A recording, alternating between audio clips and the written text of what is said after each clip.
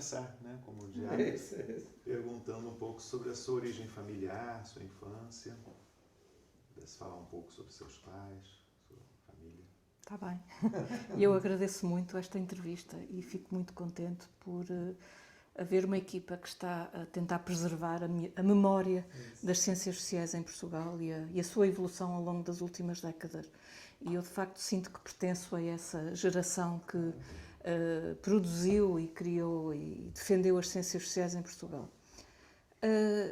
Do ponto de vista da minha origem familiar e da minha infância e onde cresci, há de facto várias dimensões que são muito importantes. Em primeiro lugar, eu tenho 2 nacionalidades, sou inglesa e portuguesa. No fundo, até tenho 3, sou inglesa, portuguesa e norueguesa. E, portanto, eu cresci nos interstícios de várias comunidades linguísticas e culturais. A norueguesa, no Porto, isto tudo no Porto. Norueguesa, inglesa e também o meu lado português.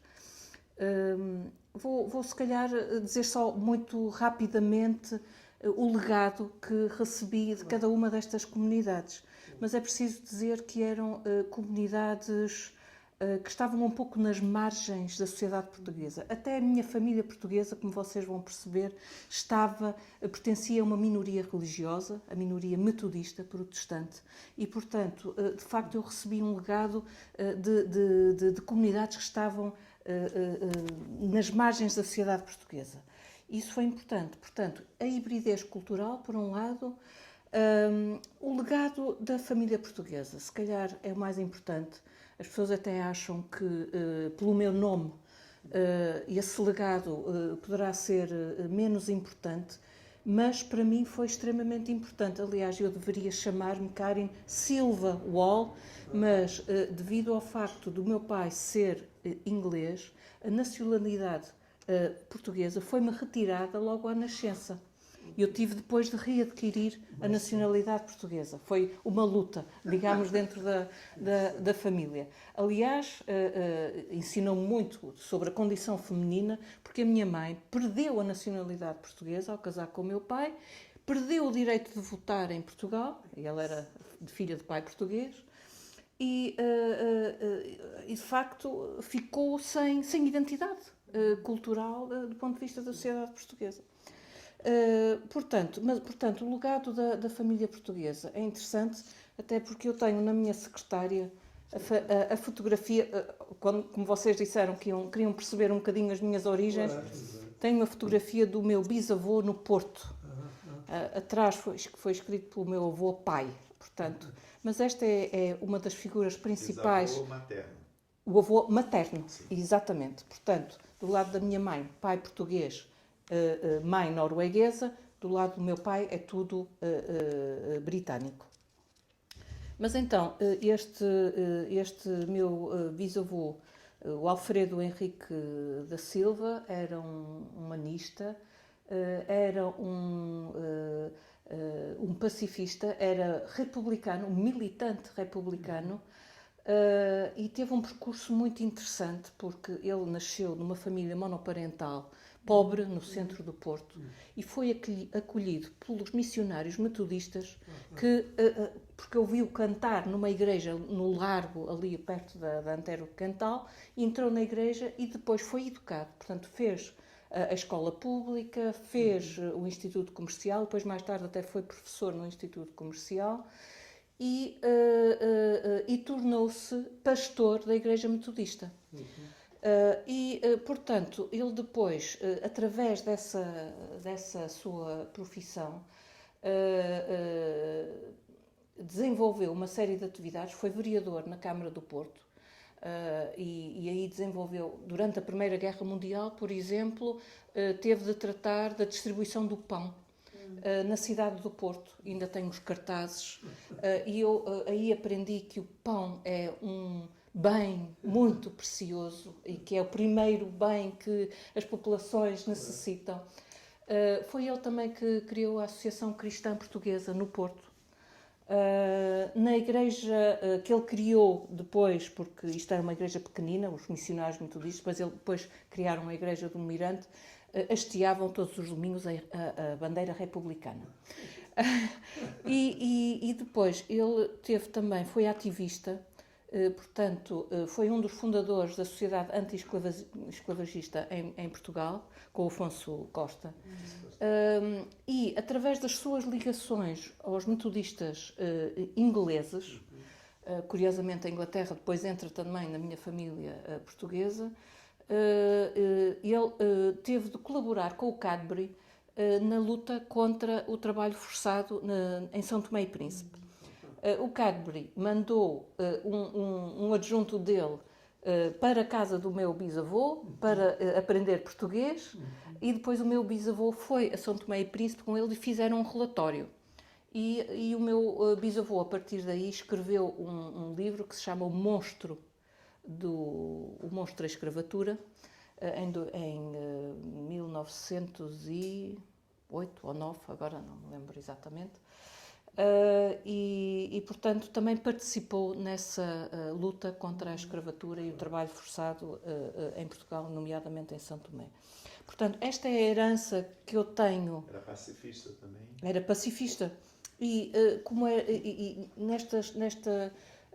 Nesta sua luta contra a escravatura, etc., e enquanto pastor, ele depois foi enviado várias vezes pelo governo português, depois a seguir à Primeira República, em representação de Portugal, nomeadamente foi às Conferências Mundiais da Paz, a várias. E, portanto, era pacifista, era humanista, era contra a escravatura, lutou também contra as desigualdades sociais enquanto vereador. Esta herança, para mim, é a que se liga mais, digamos, à minha vontade de fazer sociologia e de transformar a sociedade portuguesa. Ele casou-se, a sua avó norueguesa. Este meu bisavô casou-se com a professora dele, que era portuguesa, também metodista. Depois ele teve vários filhos e o meu avô é o segundo filho dele, chamava-se Luís. Não foi pastor, curiosamente, foi comerciante e foi um empresário do chocolate. Porquê? Porque foi mandado para a Inglaterra para aprender a fazer chocolate com o Cadbury. Portanto, estas relações eram muito próximas e então o meu avô Luís passou um ano em Inglaterra a aprender a fazer chocolate. Depois voltou e criou a empresa de chocolate Imperial, que vocês lembram-se todos. Claro. Era um chocolate que tinha uma vaquinha. Sim, claro. E, portanto, ele acabou por ser um pequeno empresário, exato, de chocolate. Mas continuou também a trabalhar muito na Igreja do Mirante, a impor as regras do metodismo na família. A minha mãe e o meu tio tiveram de tomar duche frio de manhã, portanto era tudo muito...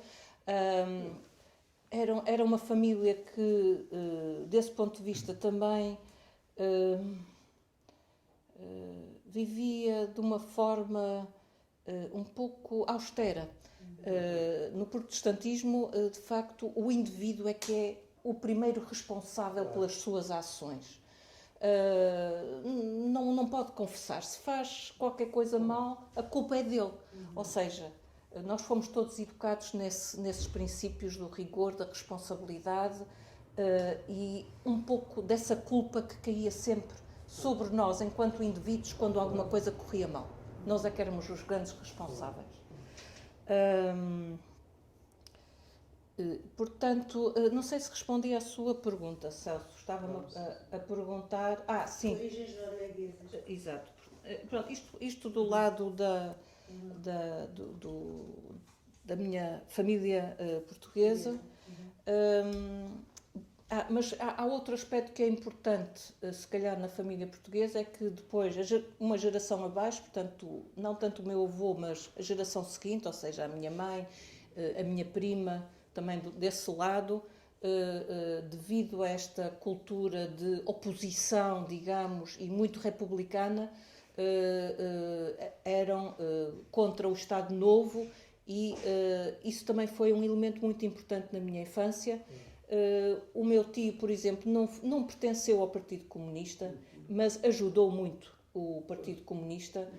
Foi responsável, por exemplo, pela fuga do José Reis, quando ele teve de sair para o exílio.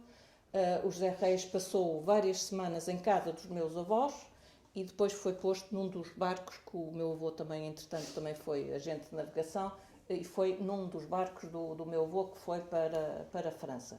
Portanto, havia também todo esse caldo de oposição ao Estado Novo que esteve muito presente na minha infância. Apesar de eu, por outro lado, viver numa comunidade britânica privilegiada, os ingleses eram sobretudo comerciantes, empresários, e portanto num meio muito protegido do ponto de vista económico, numa casa maravilhosa, com uma vivenda com um grande quintal, mas por outro lado também sabia tudo o que se passava do ponto de vista dos dramas vividos pela oposição. Tinha uma prima, a Marta Araújo, prima direita da minha mãe, era muito amiga, por exemplo, do José Cardoso Pires, portanto foram pessoas, o Luís Veiga Leitão, que eu conheci também na infância, eram pessoas que estavam, digamos, na linha da frente contra o Estado Novo. Eu julgo que toda essa cultura para mim foi muito mais importante que o lado norueguês e o lado britânico, embora eu fui educada na escola inglesa, ou seja, não andei na escola portuguesa. Mas, felizmente, a minha mãe achou que eu tinha de aprender bem português e, portanto, eu fiz a escola portuguesa e a escola inglesa em paralelo. Na altura havia escolas para os rapazes, escolas para as raparigas, e eu fui para o Brutero, que era uma escola portuguesa para rapazes, porque a minha mãe era amiga de uma professora primária portuguesa, e detestei, porque de facto senti muito mal, enquanto rapariga, com 7, 8 anos, no Colégio Brutero, em que era só rapazes. E eu chegava lá à meio da tarde, depois da escola inglesa, para ter, enfim, no fundo, explicações com a Dona Amélia. E, de facto, depois até no último ano, acho que na 4ª classe, já foi em casa. Foi em casa, porque não corria muito bem lá no Brutero. Mas, portanto, fiz as duas escolas paralelamente. A escola inglesa também foi importante. Porquê? Bem, por um lado, aprendi e fui educada numa cultura diferente. E a escola inglesa era uma escola mista, portanto não havia rapazes e raparigas, portanto aí eu não sentia tanto a condição de ser rapariga, como se calhar, por exemplo, tu sentiste não é, na escola portuguesa. Havia mais liberdade, era uma escola pequenina. E se calhar, sobretudo, tive uma influência muito importante de uma professora que, enfim, éramos poucos e, portanto, não havia muitos professores. E a minha professora, a Miss Fan, que me deu aulas durante a minha adolescência toda, portanto, entre os 10 e os 17 anos, era uma autodidata. Tinha vivido em França. Foi para lá, foi para o Porto durante a Segunda Guerra Mundial, depois não havia mais ninguém para dar aula e ela ficou e tomou conta da escola. Mas o que é que acontece? É que ela de facto era muito especial e dizia-nos coisas deste tipo. Vocês não pensem que eu vos vou ensinar tudo. Vocês já leram isto, vocês já leram aquilo outro. Não. Às vezes mandava-nos para o jardim ler. E foi assim que eu li, aos 14, 15 anos, o Huxley, por exemplo, li o George Orwell. O Huxley, por exemplo, foi muito importante porque o Huxley tem uma visão da utopia e da distopia, do que é uma sociedade diferente. Li o Bertrand Russell, portanto, de facto, ela abriu-nos horizontes diferentes e até me lembro dela nos provocar. Por exemplo, uma vez, eu até estou a ver a sala de aula e está-a ouvir a dizer o seguinte, não sei, acho que foi uma aula de História, e disse assim, imaginem que vocês eram à frente de um governo e havia uma revolta, mas no fundo não coincidia com os vossos princípios, o que é que acham que faziam numa situação dessas? Reprimiam, dialogavam, o que é que faziam? E eu lembro que na altura pensei assim, bem, se era contra aquilo que nós estávamos a fazer como governo, como é que dávamos a volta a isso? Se calhar era preciso mesmo reprimir. Bem, mas esta minha reação ficou-me, no fundo, no meu espírito até ao fim, até hoje. Isto é, como é possível, e tentei sempre fazer o contrário, porque percebi que tinha errado ao dar aquela resposta e que precisava de aprender a dialogar em todas as situações da vida. Portanto, esta minha experiência na escola inglesa acho que foi também uma lição importante. Foi importante também do ponto de vista profissional, porque como eu do ponto de vista pessoal também, isto foi importante, eu era asmática, era gorda, era feia, enquanto criança, é verdade. E portanto, era um bocadinho marginalizada pelas outras crianças, não podia correr, quando era para vestir de princesa e não sei o que, nem pensar. Lembro que a minha mãe me vestiu de palhaço no carnaval, porque, sei lá, não havia se calhar outra maneira de inventar uma solução. A minha irmã toda bonita, toda bonita, e eu, resultado. Isto também foi importante porque eu investi nos estudos. Isto é, pronto, lia, ia para o meu quarto, portanto, mas estava um bocadinho mais isolada, não é? Mas isto foi sim, diz. Te perguntar sobre essa ligação com a escola portuguesa e com o ensino oficial em língua portuguesa, já na fase correspondente ao secundário ou ao ensino do liceu. Como é que isso se conjugou? Portanto, até aos teus 17 anos, aquilo foi... Eu só fiz a admissão aos liceus e depois continuei na escola inglesa. Exato. O que me condicionou muito a minha carreira profissional. Porquê? Porque esta senhora só conseguia preparar até ao 5º ano todas as disciplinas, física, biologia, e depois a seguir a isso só podíamos fazer o exame de admissão à universidade inglesa se fossem letras, mais nada, porque ela só conseguiu desenvolver, digamos, essa via, exatamente. E deixei de frequentar a escola portuguesa. Embora andasse também na escola de música do Porto e andava no conservatório, e por essa via tive sempre uma inserção, digamos, no ensino português, mas era era um contexto muito diferente, não é? Mas para fazer o exame de piano do conservatório, lembro-me que tive de fazer um exame de literatura portuguesa ou qualquer coisa assim, equivalente ao 5º ano, o que me obrigou a ler, mas pronto, foi muito marginal. Mas de qualquer maneira, A transição para a universidade e as tuas opções a esse nível, do ponto de vista das ciências sociais, como é que elas decorreram? Foi condicionado pelo facto de eu ficar, e só as raparigas é que ficaram, aí senti o impacto da condição feminina, porque os rapazes eram mandados para a Inglaterra aos 12 anos. E nós ficávamos, porque não era suposto estudarmos, era suposto casarmos, acabarmos a escola, depois casarmos, ou no máximo fazer um curso de secretariado.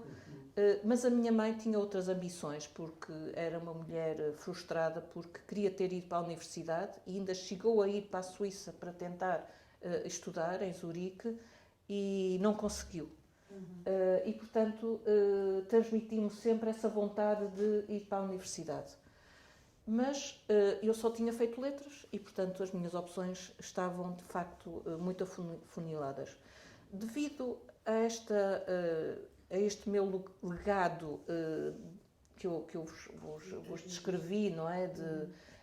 O lado humanista, ativista, republicano da minha família portuguesa, do ponto de vista profissional, eu acho que havia 3 vias possíveis. Eu, por um lado, queria tratar e cuidar das pessoas. Portanto, era uma missão que o lado metodista também me tinha incutido. E daí eu pensar em enfermagem ou medicina, mas não tinha as qualificações para poder ir para a universidade. E eu, aos 16 anos, queria, sobretudo, era ir embora. Queria partir. Queria sair, porque, apesar de tudo, apesar desta influência que vinha da minha família portuguesa, eu sentia-me numa comunidade fechada, que era a comunidade britânica, que era muito conservadora e pronto, e que limitava, no fundo, as minhas opções. E, portanto, portanto, esta dimensão de cuidar, de tratar, não era possível, do ponto de vista profissional. Por outro lado, queria conhecer e perceber melhor o que é que movia e o que é que estruturava a sociedade. Queria também ensinar, porque a escola inglesa eu comecei a ensinar aos 12 anos. A Miss Farn, como não tinha muitos alunos e às vezes não conseguia gerir, punha os bons alunos, isto era para dizer, porque eu falei da asma, para dizer que eu era boa aluna. E então fazia de monitora. Quer dizer, eu entre os 12 e os 17 anos fiz de monitora dentro da escola inglesa e gostei muito de dar aulas. E aí entrou o Brasil, porque comecei também cedo a ler o Paulo Freire, portanto a ler porque tinha uma aluna disléxica, tive de perceber o que era ensinar de outra forma e portanto comecei a ler textos de pedagogia. Acho que foi se calhar a primeira vez que o Brasil entrou na minha vida, foi através do Paulo Freire. Não sei Estávamos a falar de transição para a universidade. Transição para a universidade. Portanto, cuidar dos vulneráveis não era possível, não é? Perceber, conhecer, refletir sobre a sociedade era possível. E foi isso que eu fui à procura para ver nos cursos que existiam.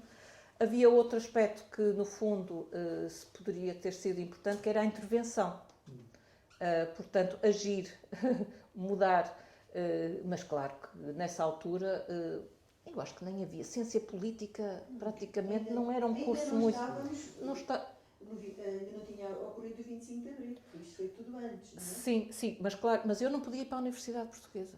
Eu tinha os A-levels, portanto eu tive de olhar para as universidades estrangeiras fora para ver para onde é que queria ir.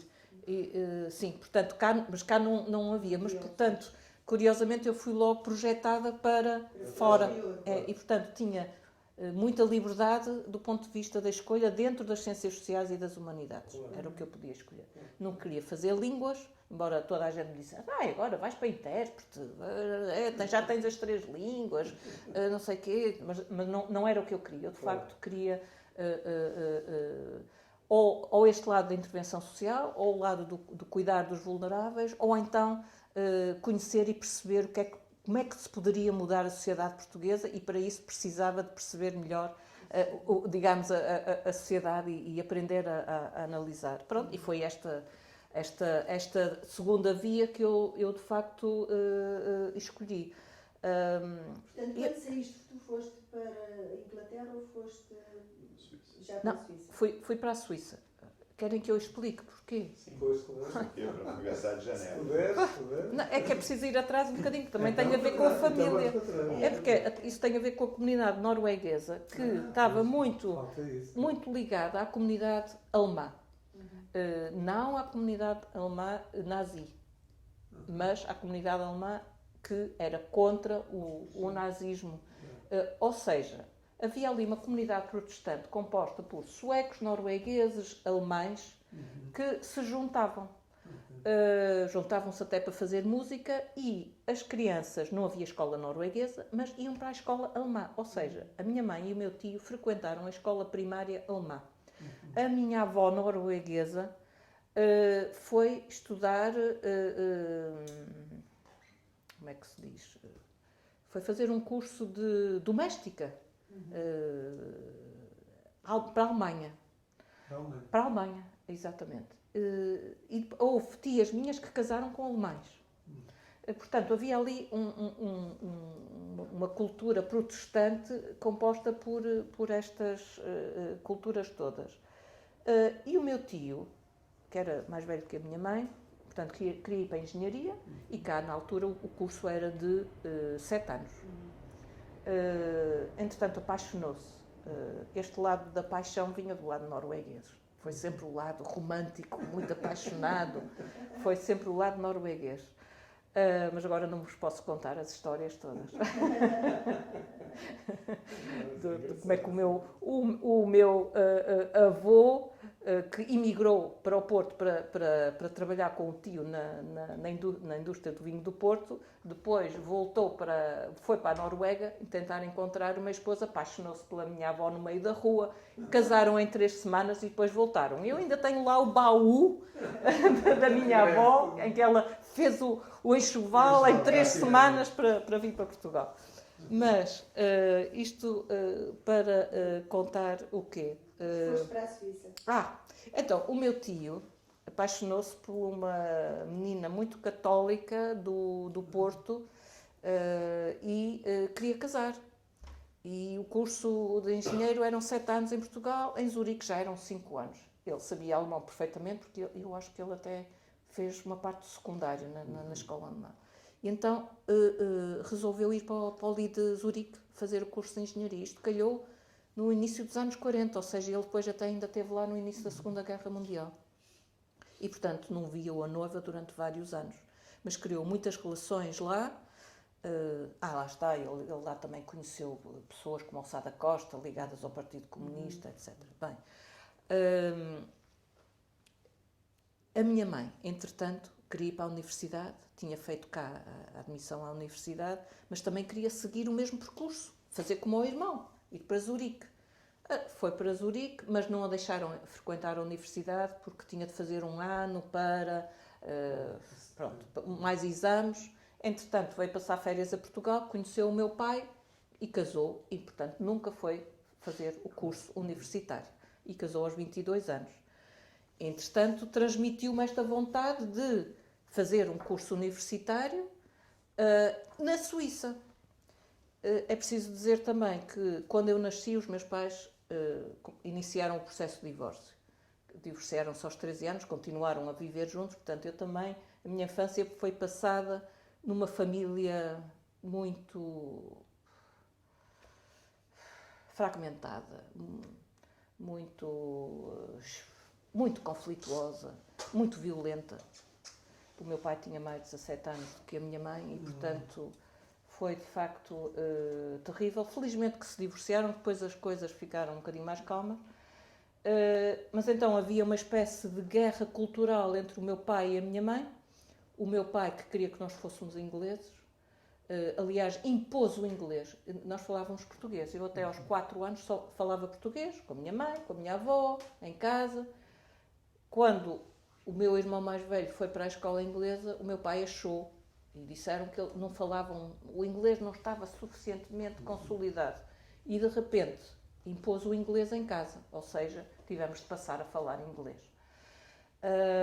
Mas, entretanto, ela conseguiu que nós frequentássemos a escola portuguesa, não é? Pronto.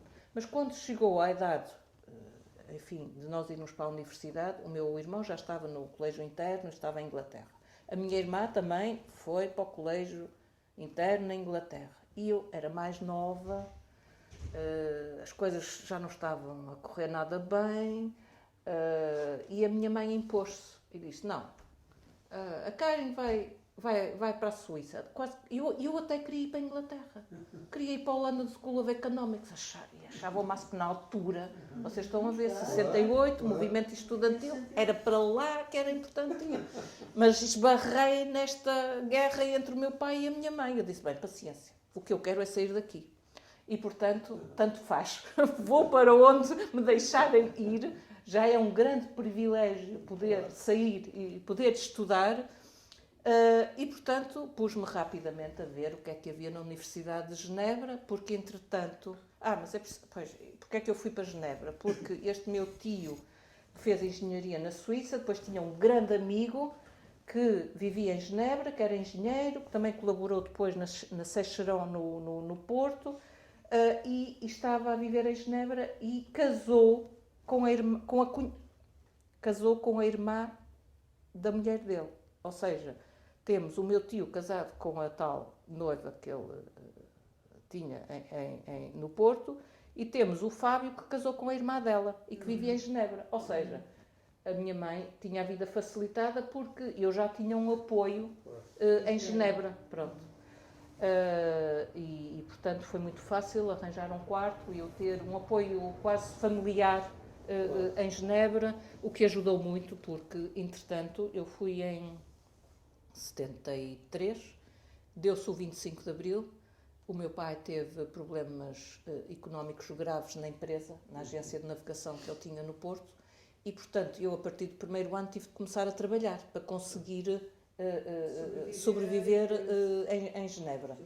Mas, de qualquer maneira, já lá estava e já tinha o primeiro ano feito. Portanto, felizmente, eu pensava, meu Deus, se o 25 de Abril tivesse sido um ano antes, o que é que me teria acontecido? Não sei, pronto. Foi na altura exata. Foi. Mas e por que Sociologia? De onde veio a vontade de fazer Sociologia? Pois, a vontade de fazer Sociologia vinha,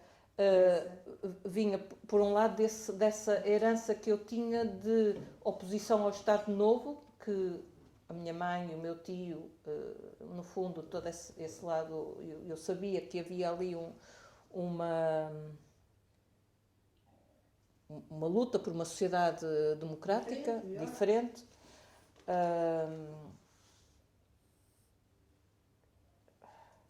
E queria, no fundo, o que eu queria perceber, eu, por exemplo, lembro-me de ler o Solzhenitsyn, lá está, através dessa minha professora, que é, como é que se chamava o livro?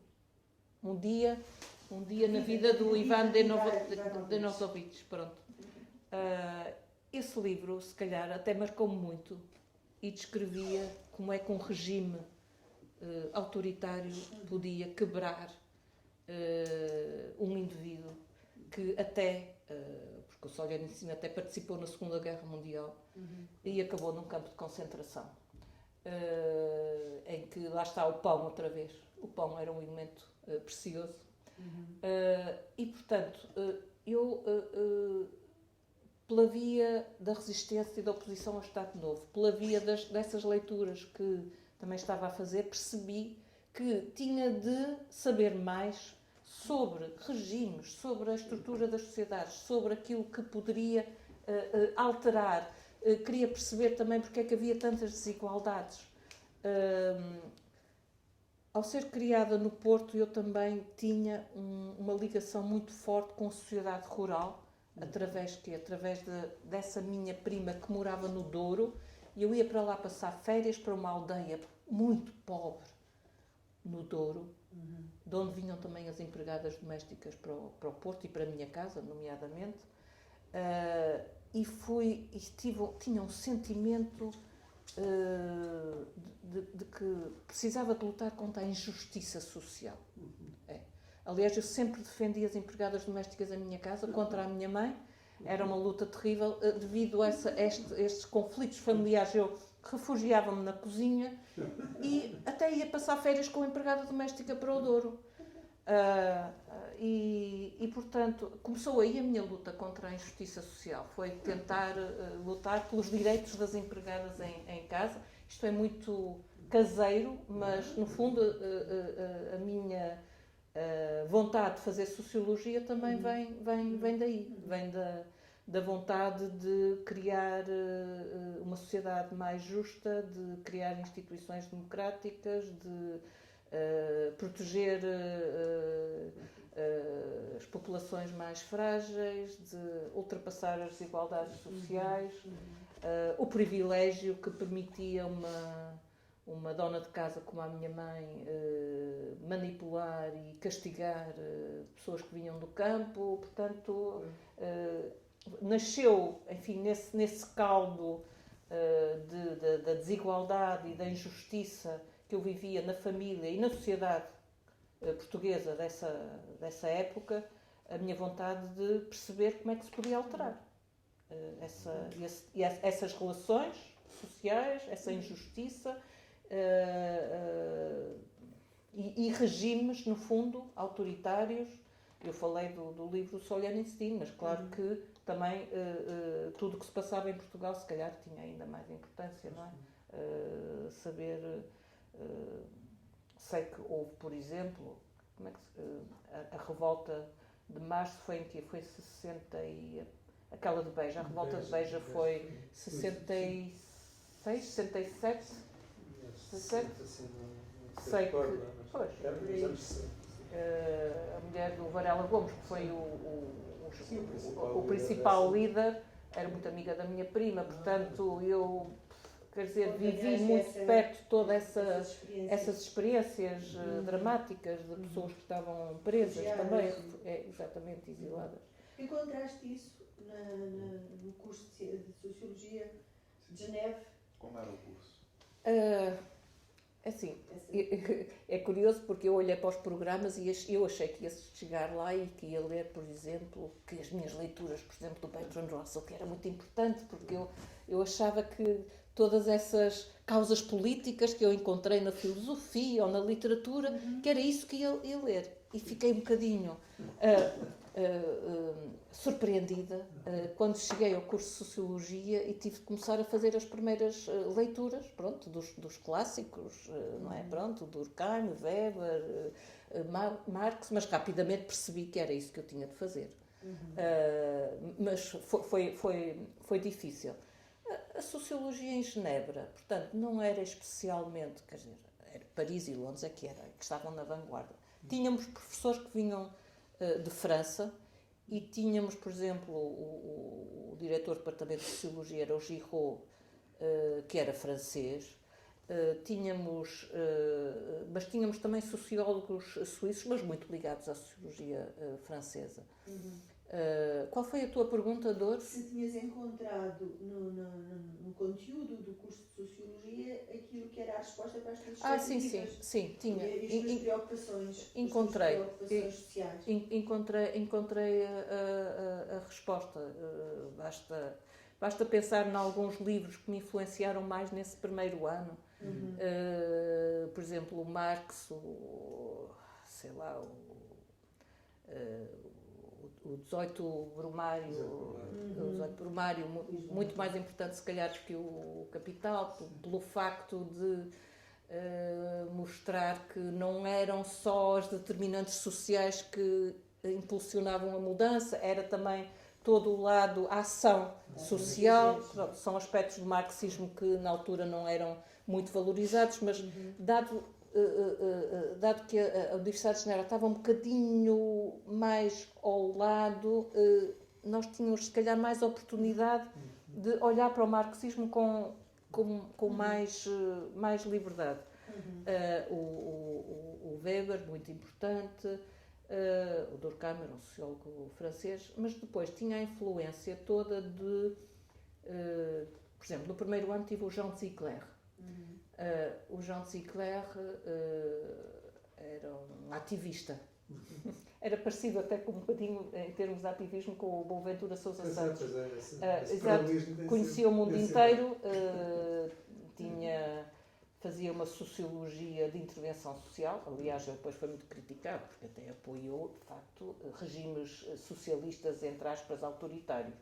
Mas tinha uma perspectiva interessante, ensinávamos tudo sobre sociedades africanas, também. Brasil também conhecia muito bem. O Brasil começou a entrar aí, sei que ele fez um grande estudo sobre o candomblé, por exemplo. Tentou sempre, fez uma sociologia da alimentação, da fome no mundo, e aí, lá está, isto respondia diretamente às minhas preocupações de justiça, de igualdade. Outros sociólogos que tenham influenciado mais... Não, os outros foram importantes do ponto de vista mais da aprendizagem da ciência, do rigor, dos métodos, do que era formar uma equipa, do que era fazer um programa de investigação. O Kellerhaus, o Lalivre d'Épinay também, se calhar foi uma influência importante, porque ele trabalhava também sobre o lado mais subjetivo da realidade.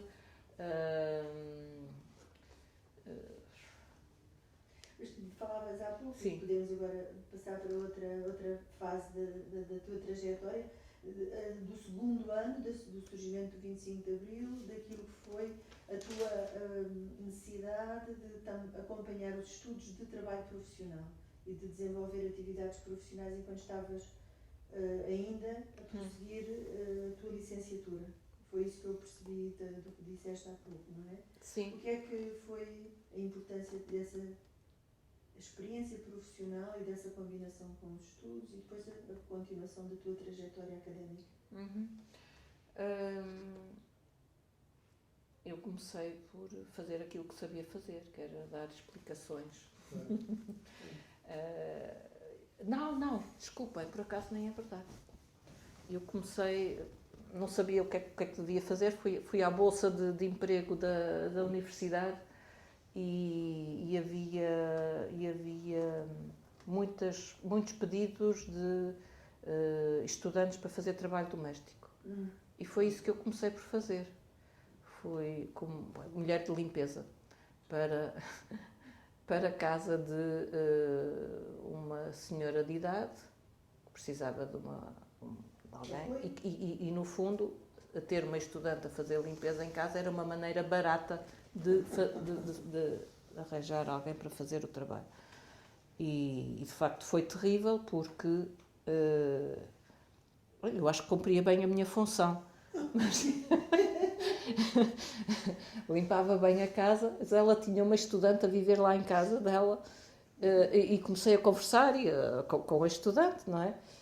E houve uma vez, ainda me lembro que quando eu cheguei lá, portanto, o que é que ela fazia? Ela, no fundo, contratava uma estudante durante uns meses por ano para pôr a casa num brinquinho e depois o resto do ano já não precisava tanto. Então, quando eu cheguei lá, aquilo era uma porcaria. Eu só estou a ver o fogão da cozinha e o chão da cozinha, ou seja, eu tive de pegar numa faca porque havia coisas coladas ao chão para tirar aquilo tudo. Era cansativo. E depois ela apanhou-me um dia a tomar café na cozinha com a estudante. E aí despediu-me. Disse, eu não lhe paguei para estar aqui a tomar café com a... Não sei, já não me lembro como é que se chamava a estudante. Acabou-se.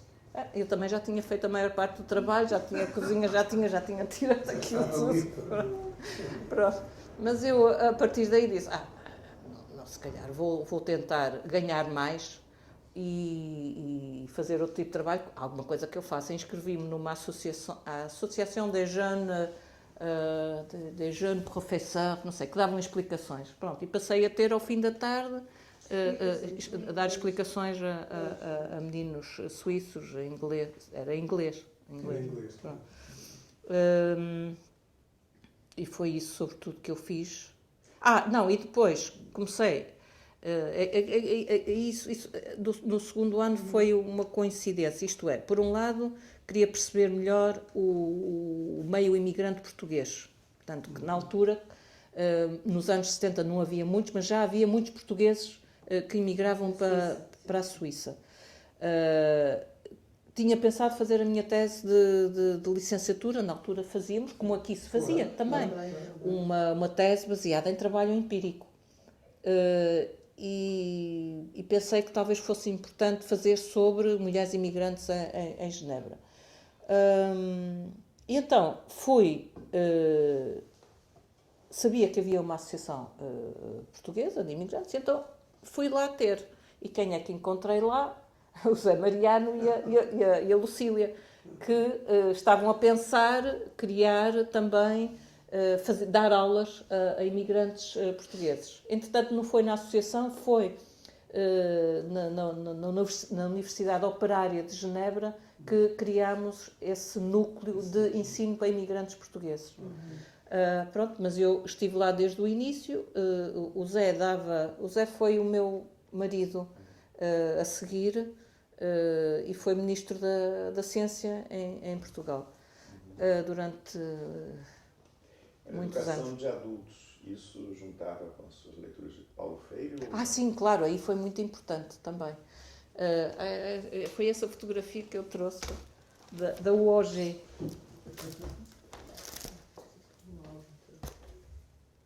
Da UOG. Cá estamos com... Isto é o grupo eram quase sempre, eram operários da construção civil, aqui da zona de Constança, a maior parte. E lá estávamos, o Zé, a Lucília e eu. Trabalhavam em Genebra, eles, como imigrantes. Trabalhavam todos em Genebra. Depois até fizemos um filme sobre eles. aqui estávamos nós a fazer o filme. Isto eram as barracas dos imigrantes da construção civil. É. Olha, este era brasileiro. O que está a filmar. 78. O que é que eu estava a dizer? Já estavas a terminar a tua... Não. Isto foi no segundo ano. Isto foi para dizer, e por um lado dava explicações e por outro lado trabalhava no OGE. O OGE era trabalho voluntário, mas a partir de certa altura os sindicatos também arranjavam às vezes algum dinheiro para... alguns fundos para nos ajudar. E portanto foi outra fonte de receita. Hoje era a Universidade... Université Ouvrière de Geneve, apoiada pelos sindicatos. Ainda existe. Deixa eu até voltar um bocadinho ainda nesse período.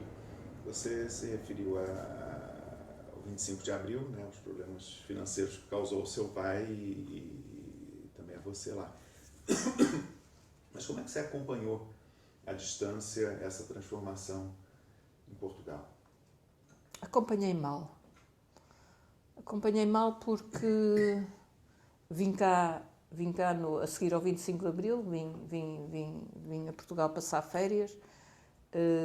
Tive colegas da universidade que vieram também porque queriam perceber melhor o que é que se passava e, portanto, através deles, de facto, fomos para as aldeias ali, mas tudo no norte.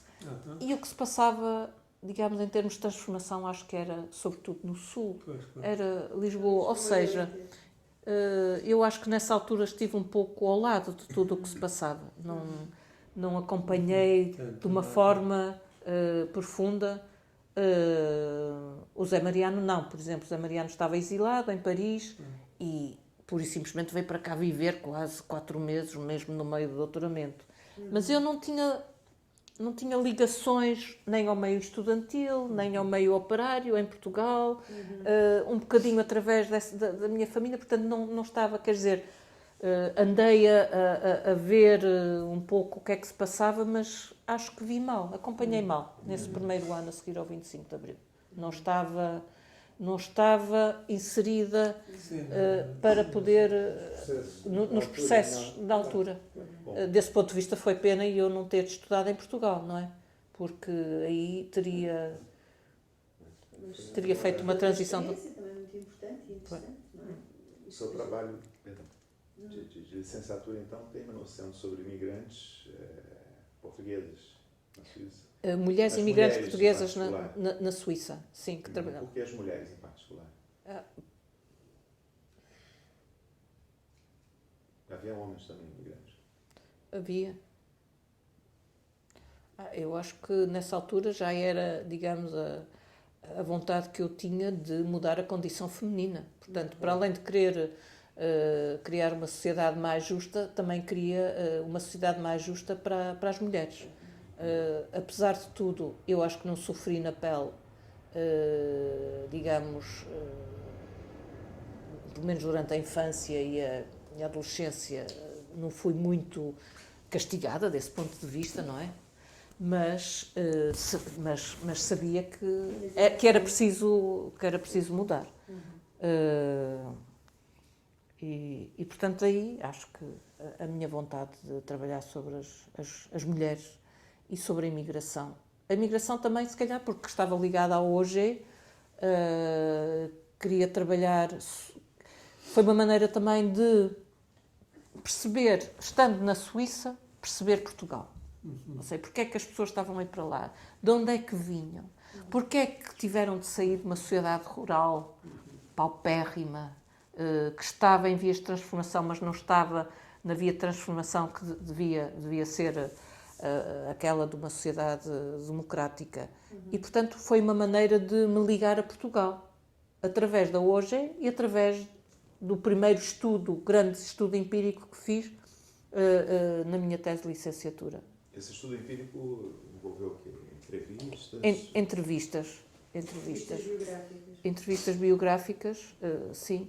Observação participante também. Aliás, algumas das mulheres que eu entrevistei depois estavam no filme. Porque eu acho que eu estava muito influenciada, por um lado, pronto, pelos grandes clássicos da sociologia, mas o meu grande entusiasmo, lembro-me, foi com a Escola de Chicago, por exemplo, interacionismo simbólico, o Becker, o Blumer, portanto, lembro-me que... Isso ainda na Suíça? Ainda, na Suíça, sim, quando, Mas, no curso. A influência francesa não era muito maior? Por acaso, acho que não. Porque aí depende da sensibilidade que vamos desenvolver. Não, a influência francesa foi fundamental. Foi fundamental para, digamos, eu perceber o que era o estruturalismo, quais eram, quer dizer, o Marx, o Weber, o Bourdieu e o Passeron. Pronto, a reprodução foi um livro, sei lá, que me marcou muito na altura. Também o Castells, pronto, no fundo também estuda a cidade, mas também numa visão muito estruturalista. Mas quando descobri a Escola de Chicago, quer dizer, para mim foi um deslumbramento. Mas nunca abandonei a perspectiva estruturalista, portanto combinei as duas coisas. Aliás, foi isso depois que nós desenvolvemos cá, enquanto a geração mais nova de sociologia, foi essa perspectiva eclética, essa combinação, não é? Mas, portanto, a minha primeira... a vontade que eu tinha, enquanto socióloga, era de me aproximar das pessoas, e eu digo sempre, enquanto cientista, que a minha primeira vontade é de estar próxima das pessoas. Claro que este ideal de uma sociedade mais justa é importante, mas a proximidade com as pessoas é, digamos, se calhar, aquilo que me marca mais enquanto cientista. E, portanto, todas as metodologias qualitativas para mim são fundamentais. Não quer dizer que não precise dos outros indicadores, que não precise de todo o contexto social, de uma visão mais abrangente, mas falar com as pessoas é absolutamente essencial. E daí, não sei se respondi à sua pergunta, Celso.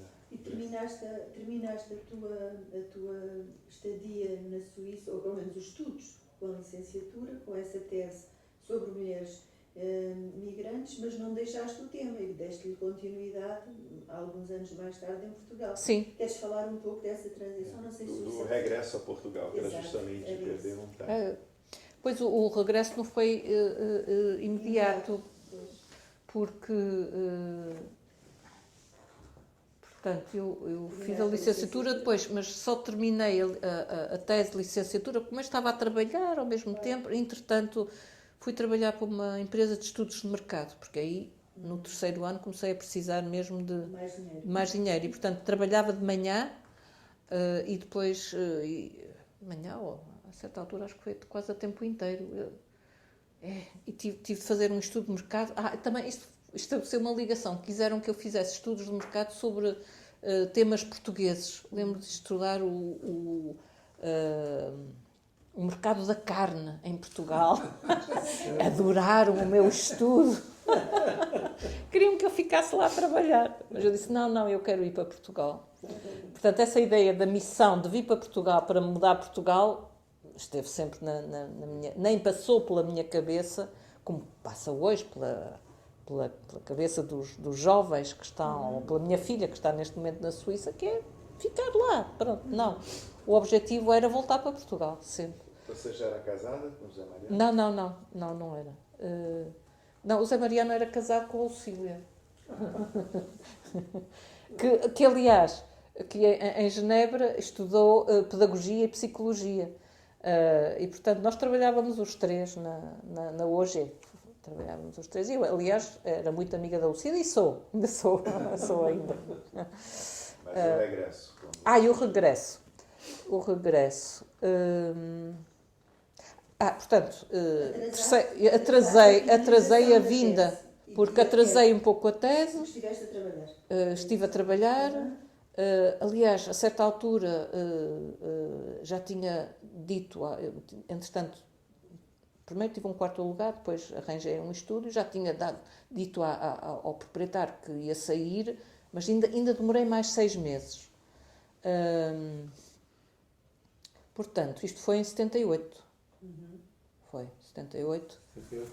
Defendeste a tese, não é? Defendia. Licenciatura em Ai, 78, tens aí não é? as datas. Defendi a Sim, tese em 78. sim. Ah, mas já está. Não, mas É entretanto isso. já tinha vindo. Portanto, eu devo ter vindo, acho que foi em março de março de 78. Depois ainda fui a Genebra defender a tese. Ok, pronto. Pois. Mas lá está, eu demorei algum tempo a acabar isso tudo. Demorei algum tempo. Não fiz em 4 anos. Ou foi 4, Não, mais ou menos não. 4 anos. Foi entre 76 e 78, portanto dás aqui um espaço. Pois, olha, não Uhum. tenho a certeza.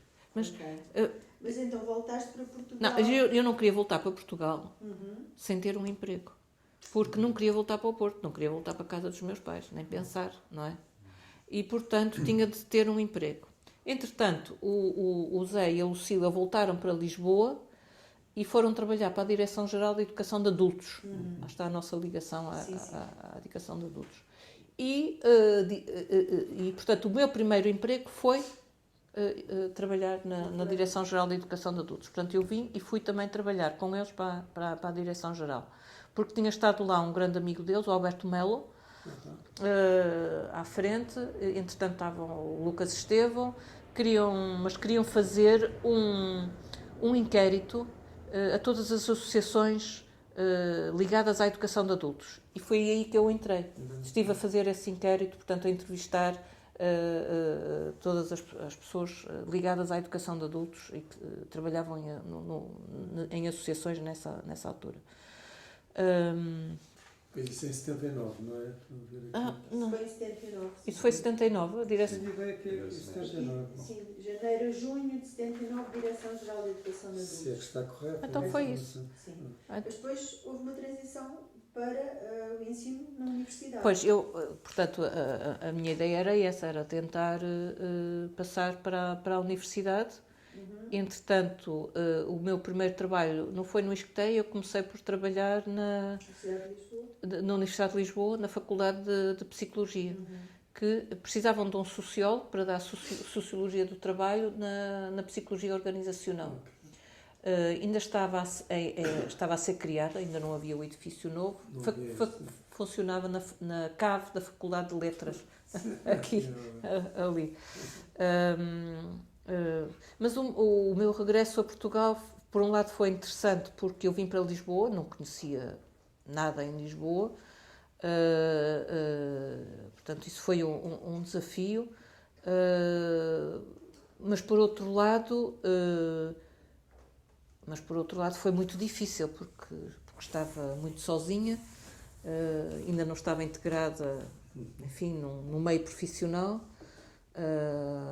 Portanto, eu acho que foi um momento marcante.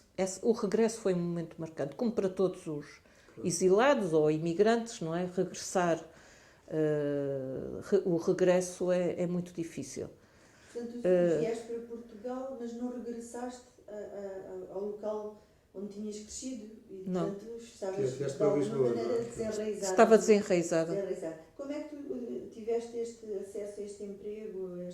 Foi responder um anúncio? Era a Universidade Da Faculdade de Lisboa? Psicologia? Sim, Não. como é que Em Genebra em Genebra também estavam vários exilados portugueses. foi? Uhum. Estava o António Barreto, estava a Ana Benavente, Estou a ver aqui. estava o Medeiros Ferreira, que foi meu professor de História Económica. Foi.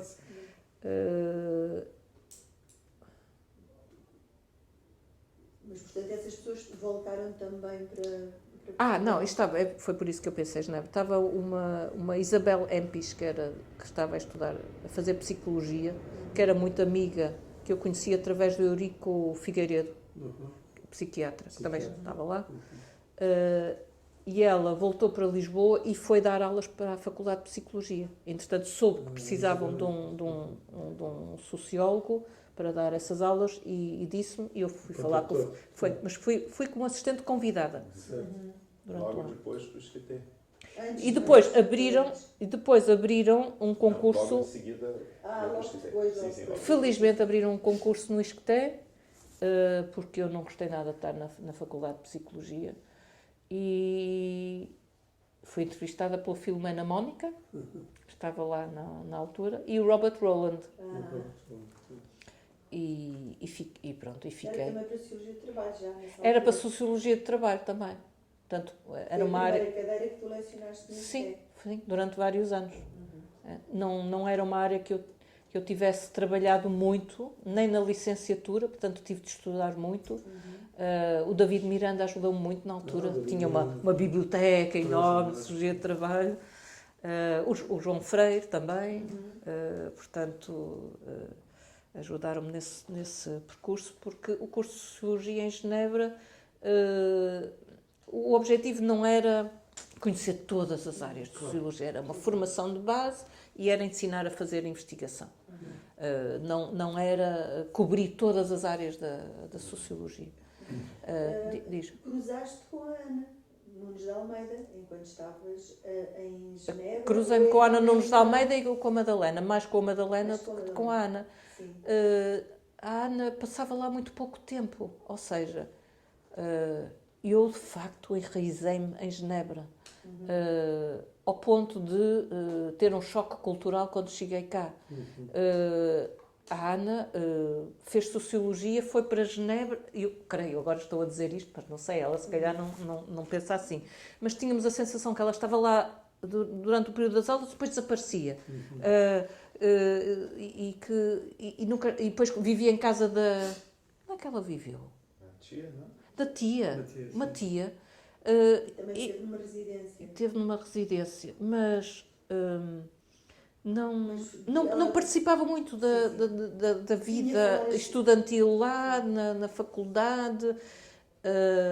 Eu tive a sorte de ter um grupo muito diversificado, desde um engenheiro que voltou à faculdade, um engenheiro suíço, até um indiano que veio estudar Sociologia, até também alguns suíços, mas uma socióloga chilena exilada, refugiada, teve a sorte de estar na Suíça quando foi o Allende e, portanto,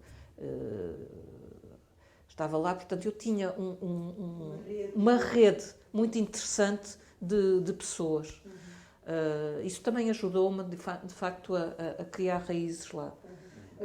Desculpa, portanto, a Ana, tive muito pouco contacto com a Ana lá. Sim. Praticamente não tive nenhum. Mas quase que vieram em simultâneo para o ISCTE, por isso é que eu estava a tentar ver se havia aí alguma Quando eu cheguei ao ISCTE, ligação. encontrei a Madalena, entretanto a Ana já tinha ido para o ICS.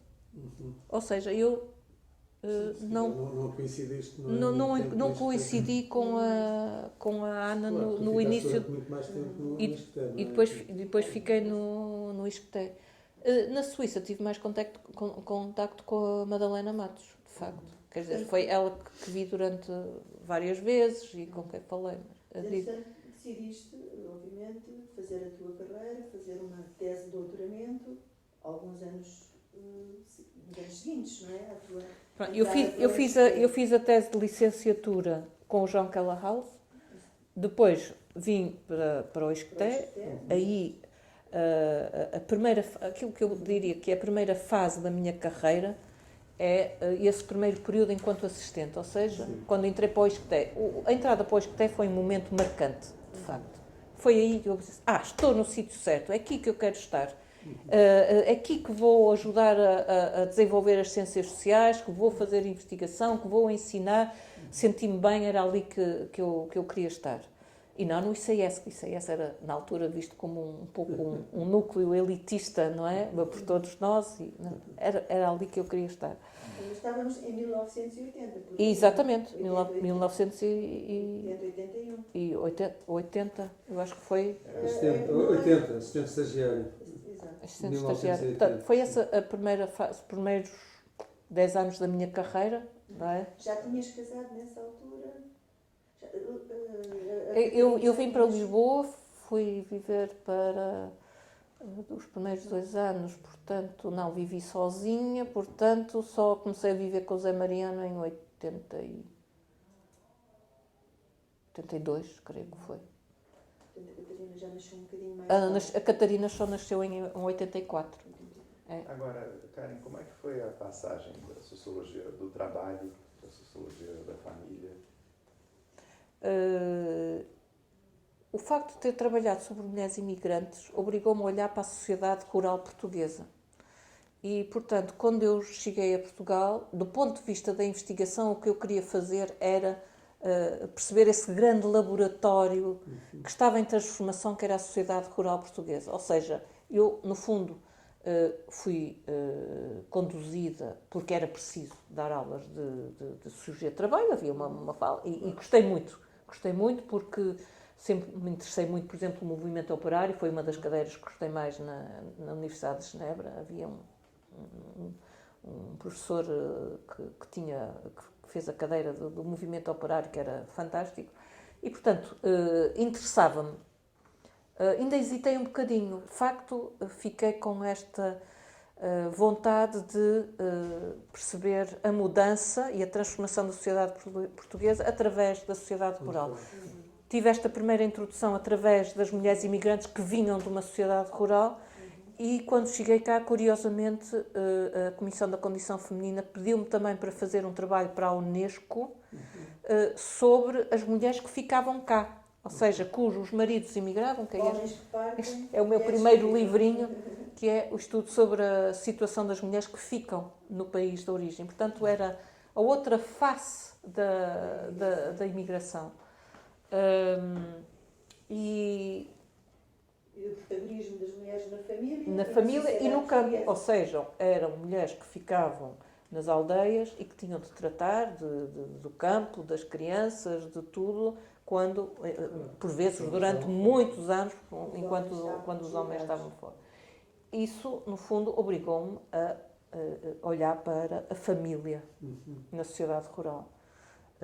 E quando pensei numa tese de doutoramento foi isso. Entretanto, fui muito influenciada, enfim, por todo o trabalho que estava a ser desenvolvido, quer por sociólogos, quer por antropólogos, no ISCTE, não é? Desde o Raul Liturra veio um bocadinho mais tarde.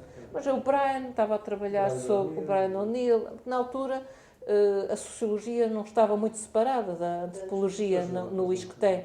Era uma comunidade. E a influência, o João Ferreira de Almeida a trabalhar sobre a sociedade rural, o Madureira Pinto. Aliás, tínhamos um seminário, não foi? A certa altura da transição.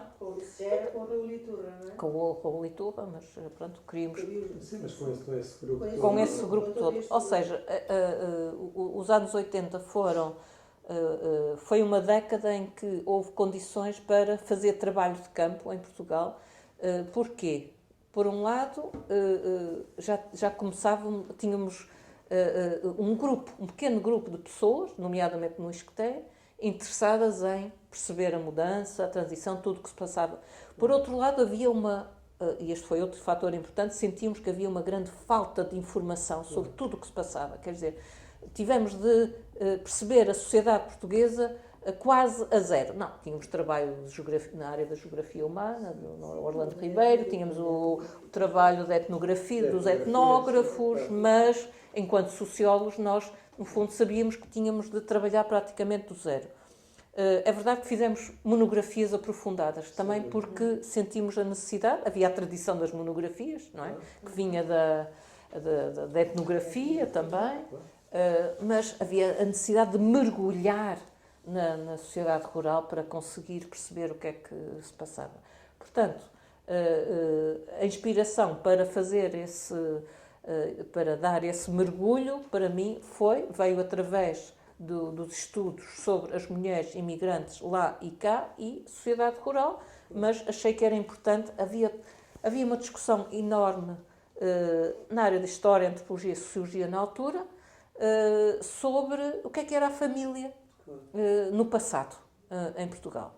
A ideia de que tinha havido uma família extensa, alargada, que estava em vias de ser, no fundo, dissolvida, extinta, a crise da família, e portanto, eu tinha para mim foi esse o nó sociológico que eu tinha de desfazer. O que era a família no passado, na sociedade rural portuguesa? O que é que se estava a desfazer? O que é que estava a mudar? E, portanto, foi esse o tema da minha tese de doutoramento. Foi também a oportunidade de mergulhar na sociedade portuguesa e de eu criar raízes cá. Ou seja, permitiu-me criar raízes fazendo observação participante. Aprendi a plantar batatas, a fazer pão, etc. Também, portanto, foi simultâneo. E hoje podemos dizer isso, não é? Na altura era fazer observação participante. Eu hoje, vendo à distância, sei que foi também uma maneira de eu criar raízes em Portugal. Raízes que não tinha tido a oportunidade de criar, porque estava ali numa comunidade britânica meia protegida, não é? De tudo isso. Você já tinha filha pequena quando fez a pesquisa? Tinha. E como é que foi conjugar a maternidade com a investigação na vida acadêmica? Não foi muito difícil, porque na altura nós tínhamos uma carreira em que podíamos pedir equiparação a bolseiro durante 3 anos. Ou seja, comecei a dar aulas no ISCTE, fiz este trabalho, a partir deste trabalho fiz as provas de aptidão pedagógica e depois, que era uma espécie de mestrado. Uma espécie de mestrado, não é? Não havia ainda mestrado. Exatamente. E depois, quando inscrevi-me para fazer a tese em Genebra com o meu antigo orientador, o João Kellerhaus, porque ele trabalhava na área da família, E a Catarina já era nascida? Então, a Catarina nasceu em 84. A Catarina nasceu em 84, portanto, quando eu comecei a tese, lá para... Primeiro fui em 85, fomos todos para Genebra. O José, na altura, trabalhava no CERN, e eu até passei 6 meses no departamento de Sociologia, outra vez com o João Kellerhaus, para começar a tese, o projeto, etc. Deverias estar aqui equiparada à bolseira, provavelmente, não? Eu acho que comecei aí a equiparação a bolseira, foi isso, foi logo em 85, é isso. E depois, quando voltei para Portugal, então pensei, agora vou fazer trabalho de campo, pois, e já tinha a equiparação à bolseira, foi isso. Eu devo ter começado a equiparação à bolseira logo a seguir em que ano é que eu fiz as provas de aptidão? Não tenho que provas de aptidão. 83. Então pronto, então a equiparação à bolseira deve ter sido entre 85 e 88, não? Aqui diz que é 4 ou 5, mas está misturada a informação com o projeto de tese de doutoramento, não tenho bem a certeza. Com a contribuição do greve. Mas sim, pedi logo a equiparação. Mas é muito por volta de 84, não é um ano antes, um ano depois. Não é? Porque era a única forma também de poder fazer a observação participante. E, portanto, o que eu fiz durante esses 3 anos foi pegar na minha filha, no cão, numa empregada que eu fui buscar à mesma aldeia do Douro, que conhecia muito bem e que ia comigo para lá, fiz um estudo sobre 2 aldeias. Tu escolheste o terreno de pesquisa no Baixo Minho, não é? No Baixo Minho, sim. Tem que ver com essas tuas ligações. Tem a ver com as minhas ligações, portanto, Porto, Minho, exato. O facto de ter feito também este estudo sobre as mulheres que ficam no país de origem lá, mas porque para mim era apesar de não conhecer muito bem, eram aldeias que permitiam, facilitavam o contacto, o acesso. Exato. Portanto, mergulhaste na vida do campo. Mergulhei na vida do campo. Ia para lá os meses de verão, todos, e depois, normalmente no inverno ia sozinha. Aí já não levava a minha filha. Ia sozinha. Era muito importante ir no inverno porque, por exemplo, janeiro, fevereiro, está muito frio, chove e os agricultores passam muito tempo em casa, normalmente era na vacaria, ou chuva lá fora.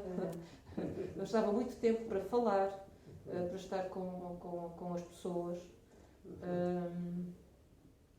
E portanto também era no inverno. Foi um trabalho de campo demorado e a feitura da tese demorou algum tempo até a sua conclusão, não é? Pois, eu consegui, nesses anos em que tive equiparação a bolseira, consegui fazer o trabalho de campo.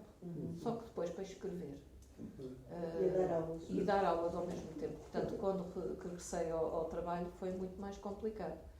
E, entretanto, também por razões familiares, porque o meu marido, em 85, foi para presidente da FCT e, portanto, tinha muito trabalho.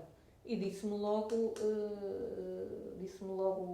de início, quando a Catarina nasceu, e eu não posso levá-la à creche, não contes comigo para nada. Está bem. Na altura, Não pode. hoje não teria sido assim, mas nós pertencemos a uma geração em que aceitávamos, quer dizer, para nós já era um passo enorme ter uma profissão, ter emprego, trabalhar a tempo inteiro e, portanto, estas dificuldades eram dificuldades menores. Tínhamos concessões que se fazem. Exato, concessões, exatamente. Exatamente. Já cozinhavam, mas nunca mudou uma fralda, por exemplo, nem nunca se levantou de noite. E, portanto, foi difícil. E foi por isso que eu não tive um segundo filho. Porque senti que se tivesse um segundo filho, a minha carreira ficava posta em causa. Portanto, porque... Além de que não tinhas, o que muitas outras mulheres poderiam ter, um apoio familiar por perto. Não. Do ponto de vista das mães, Sim, das não tinha os meus... A minha família estava no Porto, Claro. tinha os meus sogros, mas os meus sogros passavam muito tempo no Algarve. Na sogra era do Algarve. E a minha sogra não queria tomar conta às vezes, sim, se fosse um sábado à tarde, ou ir buscar uma vez ou duas à escola, se eu tivesse uma reunião até mais tarde, ou assim, mas era pontual. Portanto, não era um apoio full time. E a sua passagem do Isqueté para o ICS? Isso não foi muito marcante. Foi uns anos depois da tese. Foi os anos depois da tese, portanto eu... 90? Não. Depois do trabalho de campo. Não, olha, isso ajudou a acabar de escrever a tese. Pois, claro, exatamente. Porque já foi no início dos anos 90 que Eu acho que entraste no ICS em 1990. Exatamente. E até Para mim deve foi ser muito mais ou difícil. Eu sentia-me muito bem no Isqueté. Gostava dos meus colegas, das aulas, de tudo que estávamos a criar. Portanto, lançar o CIES, criar mestrados, cadeiras novas. Não queria abandonar o Isqueté. Aliás, não abandonei. A última vez que dei aulas no Isqueté foi em 2016. Foi quase ontem. Foi, exatamente. Mas o Cedras Nunes falou comigo e aliciou-me de uma certa forma porque disse que eu poderia dedicar mais tempo à investigação. Que se eu quisesse poder continuar no Isqueté, dar aulas, não havia muitas pessoas que faziam isso, mas que podia passar a convidada, ou seja, reduzia um bocadinho o tempo de docência, e que também era importante haver uma geração nova de pessoas que já tinham licenciatura e doutoramento em Sociologia e que não vinham de outras áreas disciplinares, portanto que era preciso renovar o ICS, e eu achei também interessante. Disse, bem, fico nas duas, pronto. Mas eu demorei tanto tempo, eu lembro a Lígia, a Graça Carapinheiro e eu fomos as primeiras bolseiras a ter direito a um gabinete para fazer a tese, uma sala de bolseiros. Estava virada para o pátio, do lado de lá. E quando eu tive de mudar para o ICS, que era só do outro lado, mas demorei imenso tempo. É outro bloco. Custou-me imenso. Custou-me imenso. Mas foi uma ajuda, de certa forma, porque eu, de facto, reduzi. Portanto, nós tínhamos, na altura, não tínhamos... Foi uma época em que entrou muita gente para a universidade e, portanto, não tínhamos um número muito elevado de horas de aulas. Mas eu passei de, não sei, 7 ou 8 para 4, enquanto professora convidada. Não é? Ou seja, o assistente convidada inicialmente. Acabei de escrever a tese, de facto, no ICS. Claro, depois defendeste a tese em 94. Em 94, exatamente. Foram aqueles anos em que te dedicaste escrita. mais intensamente À escrita. Mais Foi, intensamente à escrita. foi. Foste criando novas cadeiras, designadamente. Fui criando novas cadeiras, surgia da da família. Depois, de facto, os objetivos enquanto investigadora e docente do ISCTE era, por um lado, criar novas estruturas, não é? O Centro de Investigação em Sociologia, mas isso já foi uma das... Já tinha sido a revista. E depois criar novas cadeiras. Claro. A Sociologia da Família aparece, no fundo, como um prolongamento de todos os estudos que nós vínhamos fazendo, e eu, nomeadamente, sobre mulheres. Ou seja, lá está esta passagem de estudos sobre as mulheres para o espaço da família e o espaço doméstico. Portanto, mas nunca abandonamos este olhar sobre o género, ou seja, continuei a trabalhar sobre família e género, sempre. Aliás, a certa altura, depois do percurso, também fiz um estudo sobre os homens na família, portanto, tentei ir por outra via para tentar perceber o outro lado da vida familiar. Porque é que foi possível fazer também, digamos, ou desenvolver esta área da família? Primeiro porque éramos um pequeno grupo de sociólogas, todas interessadas neste tema. Portanto, era eu, a Dores, a Ana Nunes de Almeida, a Anália e a Cristina. Isso foi importante, sentir que havia ali uma equipa de sociólogas que estavam interessadas em investir nesta área. Depois porque, a partir do fim dos anos 80, início dos anos 90, começou a haver mais recursos para projetos de investigação. E nós começámos logo no fim dos anos 80, tivemos um primeiro projeto financiado pela GNICT, e depois, portanto, foi possível, digamos, desenvolver a área através dos recursos que estavam a ser postos à disposição da ciência no seu conjunto. E em particular das ciências sociais, que durante um tempo anterior Exato, não tinham tido financiamento. Foi importante essa valorização das ciências sociais a nível desses apoios, parte das NIC.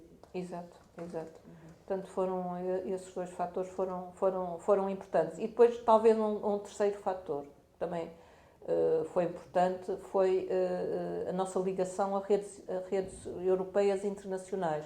Eu, através do meu orientador, do João Kellerhaus, que tinha uma rede de sociologia mais ligada à sociologia francesa, nesta área, portanto, da demografia, da família, e, portanto, a influência da sociologia francesa e do trabalho que fazíamos nessa altura, nomeadamente na sociologia da família, foi importante. E essa internacionalização acho que também despolutou e ajudou a desenvolver a sociologia da família nesses anos iniciais, nos anos 90, porque foram mentores, foram grandes mentores para nós nesta área. Desde o Berthaud, Daniel Berthaud, Kellerhaus, o Claude Martin, portanto, essa internacionalização que, no nosso caso, da sociologia da família, aconteceu de uma forma espontânea, mas muito cedo, não é? No percurso da disciplina. Ajudou a desenvolver. E depois essa continuação e essa ligação às associações internacionais, não é? A SLF. A SLF inicialmente, e depois o João Kellerhaus, com a Claudine Attias-Tonfu, tomou conta da rede da família na ESA, na European Sociological Association, e portanto, eu acho que fui a primeira socióloga a ir a um encontro da ESA, em 95, em Budapeste, através do Kellerhaus e da Claudine. Era eu e o Alan Stolaroff, éramos dois sociólogos que estávamos nesse congresso. Claro, depois, felizmente, abriu, alargou. E tiveste muitos anos à frente do grupo de pesquisa da Sim, família. depois, quando o Kellerhaus quis abandonar o grupo de pesquisa da família, passou para mim e para a Ulla Bjornberg, que também, entretanto, estava lá, e, portanto, coordenei a rede da família na ESA durante vários anos. E depois continuei sempre na comissão de coordenação da rede. Que outras contribuições importantes é que, a nível internacional, te parece ser de relevar e salientar? Na tua trajetória, na constituição, no fortalecimento da sociologia, da sociologia da família? Portanto, a European Sociological Association e, por outro lado, a integração que eu fiz também logo no início dos anos 90 em redes mais ligadas à social policy, às políticas públicas na área da família e, em geral, nas políticas sociais. Curiosamente, a sociologia francesa desprezava um pouco essa área, mas eu não estava de acordo, se calhar porque já tinha esta visão de que a sociologia tinha de contribuir para as políticas públicas e, portanto, a oportunidade que surgiu foi, já em 94, fiz parte do Observatório da Comissão Europeia na área da família. O Observatório Europeu das Políticas de Família. E pertenci a esse observatório até 2004, quando foi extinto pela Comissão Europeia. Por essa via, sim.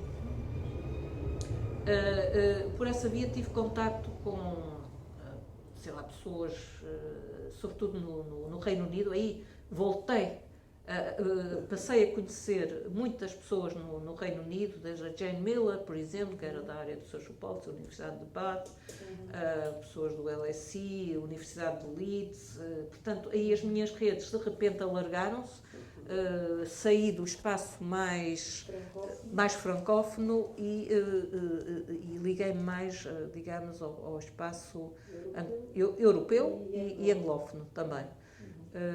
Tiveste também uma ligação forte a nível de grupos de avaliação de projetos internacionais? Pois, isso é uma fase diferente. Assim, portanto, aquela primeira fase em que eu fui assistente, foram os primeiros 10 anos, foi uma fase de aprendizagem, de ajudar o ISCTE e a sociologia a desenvolver-se cá, pronto, com todos os colegas que vocês conhecem. Depois, a seguir à tese, foi uma década diferente. Foi uma década em que eu fiz muita investigação, em que me liguei a essas redes internacionais. Optei por ficar no espaço europeu e não sair dele. Isso foi uma opção, porque achei que não podia estar em todo o lado, ou seja, não podia estar em redes de investigação na América Latina, que também me interessavam, mas achei que tinha de também ajudar e contribuir para a sociologia europeia, que foi isso que o João Calahous me pediu quando pediu o meu contributo no âmbito da European Sociological Association. Portanto, eu disse, bem, eu não posso fazer tudo, vou também dedicar-me à sociologia europeia, na Europa. Portanto, esses 10 anos a seguir ao doutoramento foram muito dedicados, não tanto à criação da instituição, mas ao desenvolvimento da sociologia e, nomeadamente, da sociologia da família, portanto, não é? E do ensino. Portanto, depois criar uma cadeira, depois um mestrado, primeiro no ISCTE, depois também no ICS. Mas agora, falando dessas... Depois, a seguir, depois de 2009, fiz as provas de habilitação. A década seguinte foi uma década muito diferente, digamos, foi uma terceira fase da minha carreira em que passei a ter muito mais trabalho na área da gestão da ciência, nomeadamente através da avaliação. Portanto, fiz avaliação no Reino Unido, na Suíça, depois na Comissão Europeia, e depois, a certa altura, aí foi um envolvimento durante vários anos para a recém-criada European Research Council. Pronto.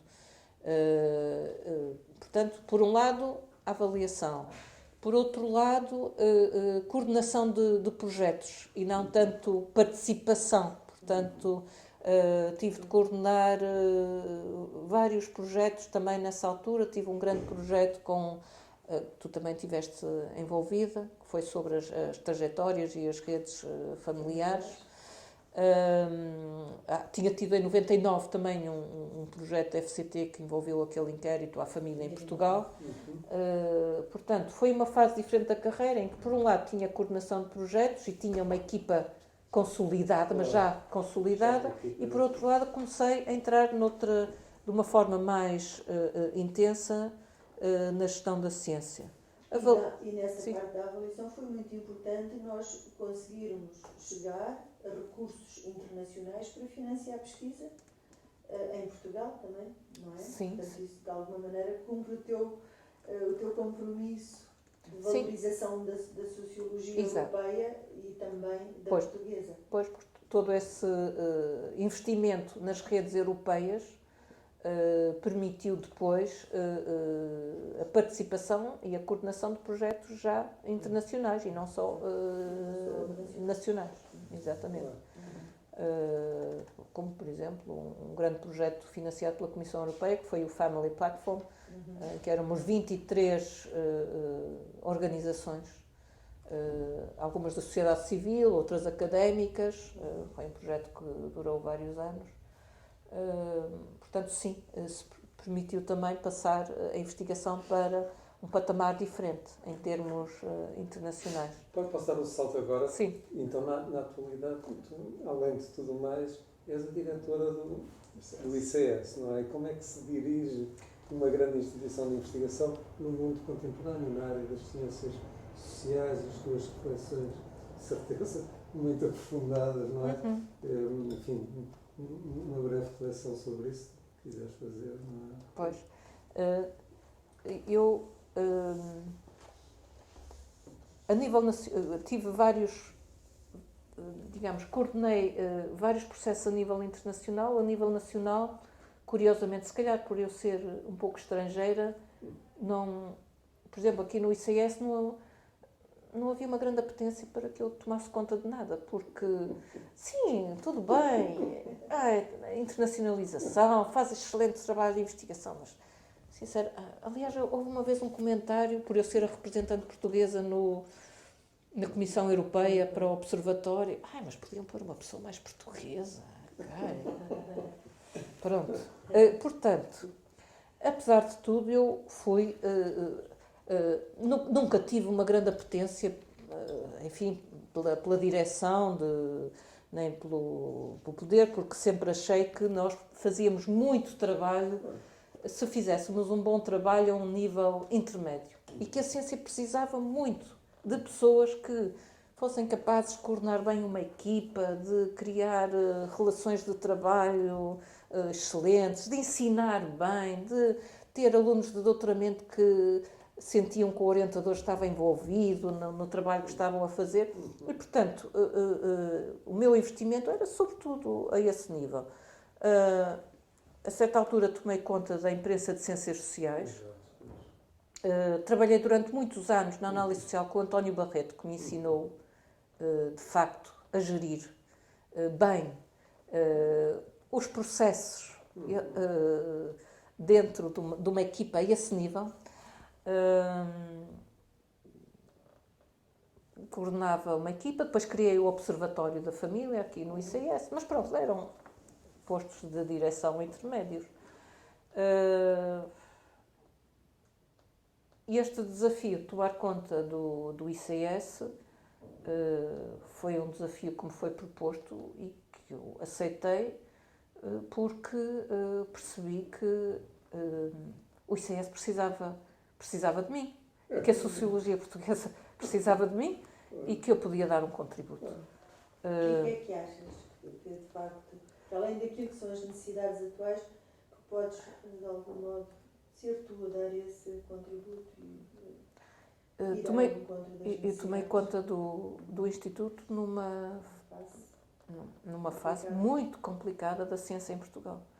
A ciência em Portugal e as ciências sociais passaram, na última década, por períodos muito, muito conturbados, não é? Portanto, foi o período em que, por exemplo, o Miguel Seabra esteve à frente da FCT. Foi depois, portanto, em que todos os, digamos, os parâmetros que nós consideramos básicos para o desenvolvimento das ciências sociais e para uma ciência transparente, de qualidade, foram postos em causa.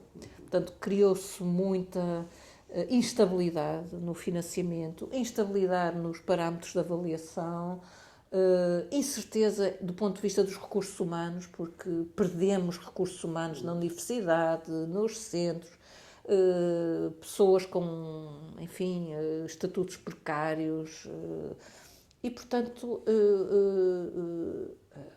dirigir uma instituição neste contexto, de facto, é muito complicado, porque exige sobretudo, trabalho político para fora, isto é, uma grande parte do trabalho que eu tenho de fazer é tentar defender as ciências sociais fora do Instituto, ou seja, tenho de estar atenta a tudo o que se passa a nível da ciência e das ciências sociais a nível nacional, também a nível internacional. Aliás, o ICS faz parte da IS, que é a European Alliance for Social Sciences and Humanities, para tentar influenciar tudo o que se passa a nível europeu, porque as ciências sociais também estão a perder terreno a nível europeu. Porquê? Porque a Comissão Europeia, de facto, tem uma visão muito redutora da ciência e vê as ciências sociais como, enfim, um apor secundário, complementar. O que interessa, e os lobbies da área da tecnologia empresariais têm muita influência na Comissão Europeia. O desenvolvimento do European Research Council foi uma concessão que foi feita a certa altura. E eles acham que ciência fundamental já tem muito dinheiro no IARC, agora o que é preciso é desenvolver as áreas das ciências duras e, portanto, nós olhamos para, por exemplo, os programas quadro e, de facto, as ciências sociais estão ali, são subsidiárias, mas estão muito mal representadas e estão cada vez mais mal representadas.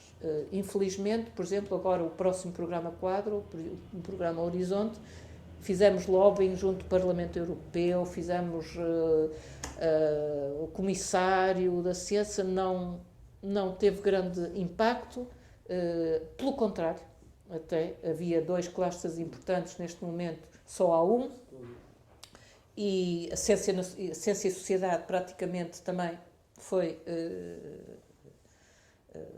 menorizada e portanto, é verdade que enquanto estando à frente de uma instituição como a ICS, o trabalho principal que eu tenho é este, é no fundo fazer política a nível nacional, internacional, para defender não só a minha instituição. Eu não posso defender a minha instituição sem defender as ciências sociais a nível nacional e europeu.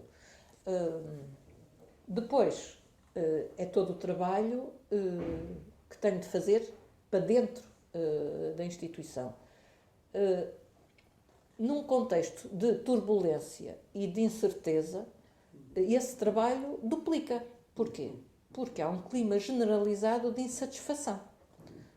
Quer do ponto de vista dos técnicos e dos administrativos, quer do ponto de vista dos investigadores. Ou seja, os investigadores, neste momento no ICS, só 20% é que têm vínculos permanentes. É pouco, não é? Qualquer instituição de investigação, por exemplo, nos Estados Unidos, temos um terço com tenure, outro terço quase a ter tenure e só 20% ou 30% de investigadores que estão num estatuto, ou como bolseiros, ou contratos precários, temporários, etc. E, portanto, nós estamos mas muito longe de poder oferecer uma situação estável, digamos, aos cientistas sociais numa instituição que é considerada de topo, de excelência e que, no fundo, tudo o que se passa num contexto nacional de turbulência e de incerteza, no fundo, está dentro da própria organização. Ou seja, aqui há uma coincidência. O trabalho que eu tenho de fazer diariamente é de tentar motivar e mobilizar pessoas que, à partida, vivem este contexto de incerteza e de instabilidade. Do ponto de vista dos técnicos, é um drama. Porquê? Porque, das duas uma, passámos vários anos, por exemplo, em que não havia praticamente calls para projetos e, portanto, os técnicos foram sendo reduzidos. De repente, há concursos todos amontoados ao mesmo tempo. Depois não se sabe quando é que vão abrir outra vez. Ou seja, o volume de trabalho, a pressão é irregular e, por vezes, é muita pressão e, portanto, é difícil de gerir. Por outro lado, temos muitos técnicos que também estão com bolsas de gestão, ou seja, também estão numa situação precária. Os investigadores, é a situação que eu disse, e, portanto, senti-me... E eu, por outro lado, eu falei do contexto nacional, mas tenho de falar do contexto da Universidade de Lisboa, que também é muito difícil. Portanto, o ICS é uma unidade orgânica da Universidade de Lisboa, mas é uma unidade orgânica em que nós não temos licenciatura, só temos pós-graduação. Somos vistos como uns privilegiados. Pronto. E que não contribuímos para dar aulas nas licenciaturas, apesar de, eu tive de demonstrar ao reitor que 80% dos investigadores dão aulas e até dão, muitas vezes, 6 a 10 horas de aulas por semana. Aonde? Programas de doutoramento da Universidade de Lisboa. Portanto, nós estamos envolvidos em 11 programas de doutoramento. Fazemos formação hands-on, portanto, em contexto de investigação, de 50 jovens investigadores. Isso também é importante. São defendidas aqui no ICS cerca de 56 teses por ano, ou seja, orientação de alunos de doutoramento. Ou seja, há muito trabalho de docência e de orientação. É formação avançada. Em qualquer país do mundo, uma instituição deste género é acarinhada, porque todas as universidades têm de ter uma instituição de excelência na área da pós-graduação e que também faça este tipo de trabalho. Mas o reitor atual não tem uma visão da universidade como uma visão de uma universidade de investigação. Não sabe, de facto, implementar e definir o que é uma universidade de investigação. E, portanto, inicialmente, aliás, e aconteceu quando eu tomei posse aqui no ICS, a ideia era destruir o ICS, acabar com o ICS. E passar o ICS, por exemplo, para o ISCSP. Ou chegou a dizer também, mas porquê é que vocês não vão para o ISCTE? Mas que grande maçada, estão ali ao lado. Olha, isto está a ser gravado, mas enfim, não faz nada. Não, mas eu digo, não, mas nós damos aulas, não é só no ISCTE, nós damos aulas em todo o mundo. Há pessoas a dar aulas em Cambridge, eu tive 3 meses na Universidade de Genebra, é Brasil, temos vários investigadores que dão aulas há muitos anos no Brasil, portanto damos aulas em todo o mundo, damos aulas em vários programas de doutoramento da Universidade de Lisboa, mas pronto, tem um contexto universitário também de oposição, ou seja, aí também tive de ter um papel político, ou seja, de oposição frontal a um reitor que, por um lado, despreza as ciências sociais, e chegou a dizê-lo abertamente, e, por outro lado, despreza uma unidade de investigação que, apesar de ser excelente há muitos anos, ele vê como uma coisa, como é que foi descrito uma vez, é singular. Portanto, sendo singular, tem de ser normalizada. É uma instituição que tem de ser normalizada. A normalização passa por perder as características de excelência. Esta luta política no último ano foi muito complicada porque, como vocês sabem, houve o programa de regularização dos vínculos precários que foi lançado. Eu tinha vários investigadores e técnicos também portanto, fizeram um requerimento para serem regularizados. Portanto, eu fiz os possíveis para defender esses investigadores e esses técnicos. Como a reitoria estava contra, digamos, a incorporação de investigadores, porque é contra o estatuto de investigador de carreira. A universidade, neste momento, defende uma carreira única, o docente, carreira docente. E, portanto, a ideia era acabar com os investigadores. Acabar com o ICS e acabar com os investigadores de carreira. Se houvesse regularização de investigadores pela via do programa de regularização, isso significava, no fundo, repor os investigadores que, entretanto, no ICS estavam a reformar. E, portanto, ele disse que estava contra. E, portanto, eu tive de fazer um trabalho político de negociação com os sindicatos, com o Ministério da Ciência, para tentar que esses 11 investigadores passassem no âmbito da comissão bipartida de avaliação. A luta foi muito difícil e chegou ao ponto dele me proibir. Portanto, o normal numa comissão bipartida é o dirigente da instituição ir à comissão defender os seus trabalhadores. Ele proibiu-me de ir e foi ele. Foi ele representar o Instituto de Ciências Sociais, não é? Votou contra todos os investigadores, mas, entretanto, os sindicatos e o Ministério da Ciência votaram a favor. Portanto, essa negociação resultou. Isso, entretanto, passou. Entretanto, como vamos ter um reforço orçamental para, no fundo, pagar a esses investigadores, neste momento vivemos um período de acalmia. Eu, que não estava muito habituada a fazer política, percebi que fazer política é, quando temos inimigos, é gerir estes altos e baixos da melhor forma possível, sem cortar pontes, mantendo sempre a comunicação e o diálogo, e que isso faz parte também da democracia nas universidades e nas instituições. Foi uma lição muito dura para mim. Agora, bem sucedida em parte, não é? até agora sim, em parte foi. O trabalho interno implica passar, eu diria, metade do meu tempo a falar com as pessoas, ou seja, neste momento, dado a turbulência e a incerteza, e não passou, vocês sabem, porque também vivem em instituições, mas se calhar numa instituição que neste momento está mais virada para o futuro, ou seja, que não tem este contexto tão constrangedor como eu tenho, que é esta universidade que não acredita em nós, não é? Exatamente. Portanto,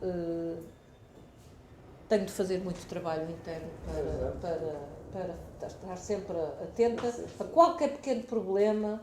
As burocracias são enormes, porque somos uma instituição pública, portanto, as regras, por exemplo, da contabilidade pública são um inferno. Os investigadores esbarram todos os dias. Mas porquê que está a demorar tanto tempo a comprar uma viagem? Portanto, o número de cabimento, a nota de encomenda, a reitoria. Estamos dependentes da reitoria, dos serviços de contabilidade da reitoria. É terrível. Pronto. E, portanto, isso tem de ser gerido todos os dias. Não deixei de ser uma investigadora, mas eu digo que é uma espécie de serviço cívico que eu faço, como nós fizemos já há muito. É uma outra fase. Exato, mas pertence a esta última década da minha carreira em que, no fundo, faço mais gestão.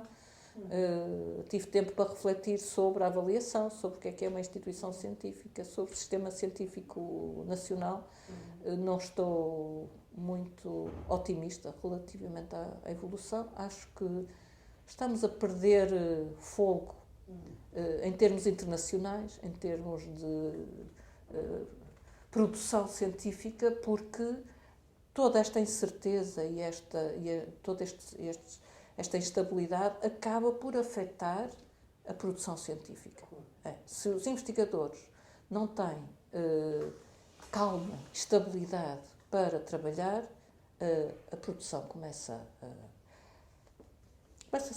a sentir os efeitos, digamos, desse contexto. Portanto, temos de continuar. A sociologia, neste contexto, continua a ser... A sociologia a seguir ao 25 de Abril foi, de facto, a ciência social que se desenvolveu com mais... pujança, sim, com mais pujança. Neste momento já não é bem assim, mas dentro do ICS continua a ser. Há mais trabalho interdisciplinar, mas eu acho que a sociologia tem de continuar a ter um lugar predominante. Não sei se sou capaz de defender esta posição com argumentos sólidos. Teria de pensar um bocadinho. Talvez pelo facto de ter esta posição charneira entre as disciplinas, portanto, é uma disciplina que sabe ligar-se à história, à ciência política, à antropologia, fazer a ponte entre isto tudo, e eu não vejo outra área da ciência social a fazer essa ponte da mesma forma. Admitimos métodos diferentes, estamos disponíveis para trabalhar com todas estas disciplinas e, portanto, acho que a sociologia tem de... é mais aberta. Vai continuar a ter aqui um lugar muito importante. Tem mais uma pergunta Para completar. que a gente costuma fazer para os nossos entrevistados, cara. Se você tivesse que destacar um livro, uma leitura que te marcou na sua vida, na sua formação intelectual, o que é que você lembraria? Eu não tenho assim um livro. Se me falar de literatura, tenho. Mas se me falar de sociologia, tenho muitos. Literatura tem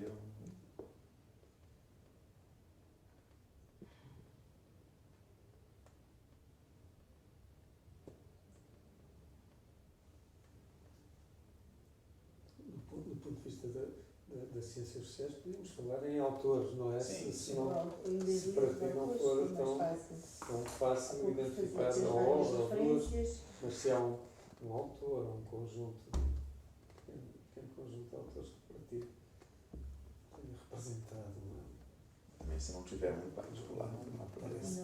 Mas também pode ser, exatamente, pode ser. Às vezes a pessoa fala direto. Existem várias Não, pois eu sei o livro do Becker. O livro do Blumer, o interacionismo simbólico, acho que esses marcaram muito. Certo. Aquele que eu falei, a reprodução, o Bourdieu também, embora foram vários também, não foi um. Sim, mas isso já são referências ótimas, não é? Becker, Blumer. Alusões ao longo da... Fui fazendo algumas. Da sociologia portuguesa, não sei, sinto que participei, foram todos, sobretudo a geração acima da nossa, não é? Claro, foram fundadores. Dos fundadores. Bom, Não, mas está bom, está ótimo. ótimo. Muito